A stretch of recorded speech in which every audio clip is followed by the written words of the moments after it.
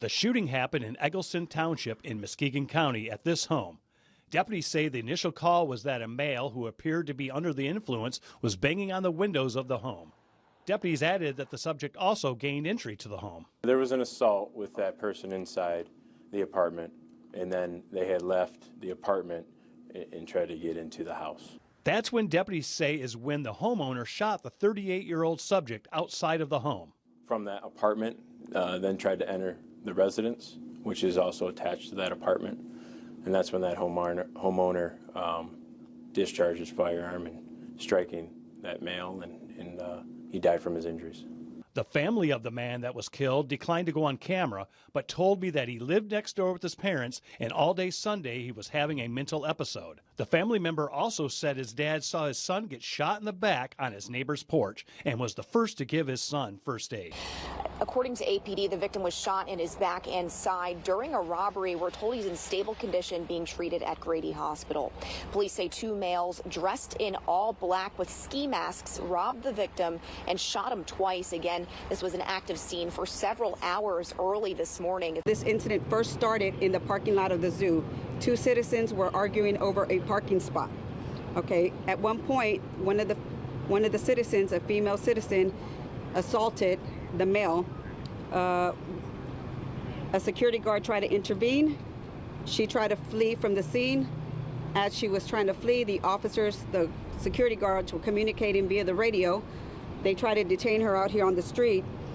Another security guard approached her. She hit him with her vehicle. And that's when apparently the shots were fired into the vehicle.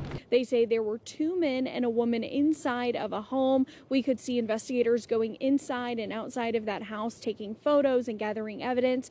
Now, they say that those three people were inside the home together, and early this morning, one of the men pulled a gun and pointed it at the woman. That's when the other man pulled out a gun himself and shot the first man who pulled a gun. Now, that's according to police, and they're still investigating exactly what all went down inside that home, but they say that an ambulance showed up to take that man to the hospital, and he later died from his injuries. Now, we know that the man who pulled the trigger and the woman, they are in custody with police answering questions, but they say so far they haven't made any arrests. The two men scuffled briefly on the northbound A train, but some passengers just stayed in their seats until the older of the two men pulled a gun. For hundreds of people on two separate trains, a routine commute home changed suddenly tonight with the deafening echo of gunfire underground. Where's the NYPD? Oh my God! Close the door! Close the door! Passengers crouched down to avoid the gunman firing in a car just across the platform. Some stayed glued to the floor where they thought they were safe. People were becoming frantic. People were praying, huddling on top of each other, hugging each other, trying to reassure one another that everything was going to be okay, but it didn't feel like that in the moment. But those closer... It was like a stampede. Everybody was rushing to get off the train. So, you know, it was a lot of pushing and shoving, commotion, yelling, crying. It was crazy.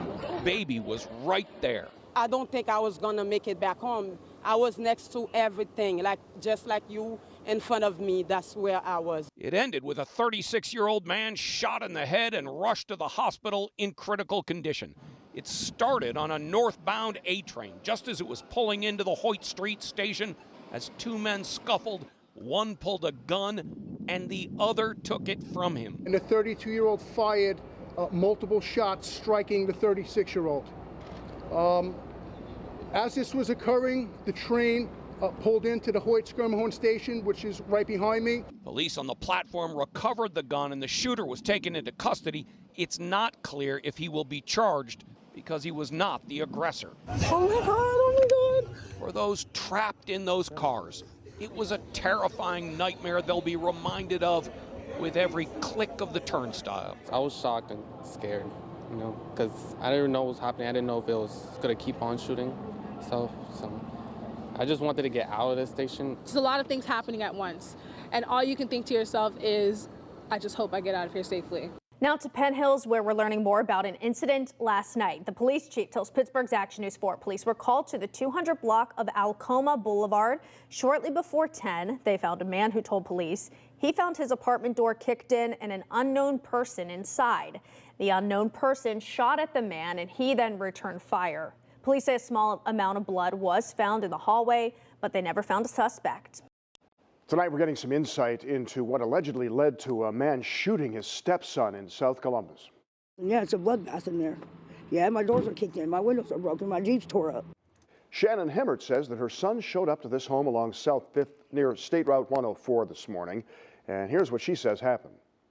My son was in a rehab, and he decided he wanted to leave, and he left, and he came here and got a little irate, and I tried to calm him, and he wanted money for drugs, and he wasn't getting them, so it became an altercation, and he got shot.